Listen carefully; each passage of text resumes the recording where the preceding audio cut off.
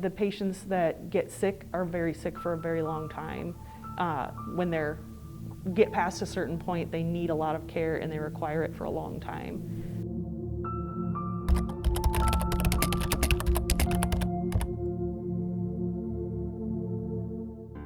My name is Monica Farmer. I've been at St. Luke's for almost 19 years. I'm a respiratory therapist. We've learned a lot over the last few months about the trajectory of the patient's care and what we need to do. And it's changed a lot in just a few months, but we're definitely seeing a lot of very, very sick patients that are needing a lot of intensive care for a very long time. They're kind of seeing after a few days, if days 4 to 5, 6, 7, you're not feeling better, then you're most likely going to need some sort of hospital care.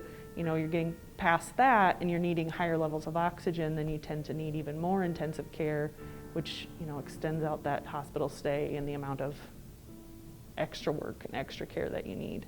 And a lot more need just high flow oxygen to help overcome their work of breathing, self-proning to be able to alleviate some of the work of the lungs during the initial periods of sickness, as well as once you get to a vent, then they're needing to be proned for up to 16 hours a day for multiple days in a row to help just alleviate as much of the work as we can to let them heal as well as not continue to be damaged. We've used a lot of nitric oxide, which is something we've used in the past, but not to this level. The amount of machines that we've used in recent weeks even has increased immensely. The biggest thing for me, especially personally, is the anxiety of just wanting to come in and do the best you can every day, not knowing what patient's gonna turn for the worse and which ones are gonna do okay. It doesn't seem to be any hard and fast rule about what patients do poorly and what patients do really well, so that's really hard. We're away from our families a lot right now, so trying to work the extra hours, help out your teammates and these patients, and that's why we do it, but it's very difficult sometimes, and it's emotionally draining. You work really hard with these patients for weeks and weeks, and we can't always help them. I hold hands. They might be a sedated patient, but I still talk to them, and when families do call, we try and connect with them as much as we can, and I relay the messages to patients. Like I said, I always talk to them.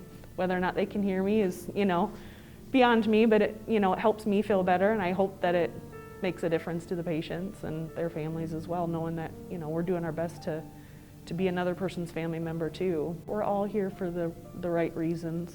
We're all here to take care of patients, and we're doing the best we can, and the graces that we're afforded by people and our coworkers is always important, and understanding of where you're at and emotionally and just physically. A lot of people are tired and a lot of people are struggling just as much as the next guy, but we as healthcare providers are not always good at asking for help and making sure that we're caring for each other. You just never know what somebody's going through, so a kind word and gesture means the world sometimes.